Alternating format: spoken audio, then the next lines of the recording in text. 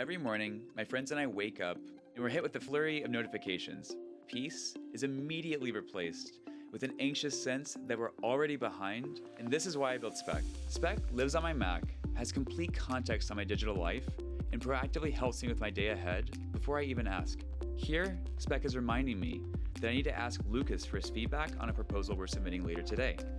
Spec knows that Lucas was out sick yesterday, and we need his approval ASAP, so it summarized the key changes into a Notion and drafted a Slack message to him that's ready for me to send.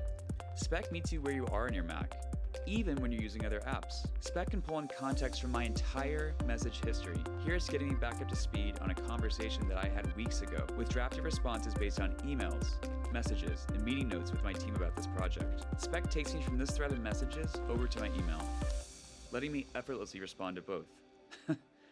Oh, and now Spec is reminding me that I need to head to my next meeting in 5 and offering to book my Uber.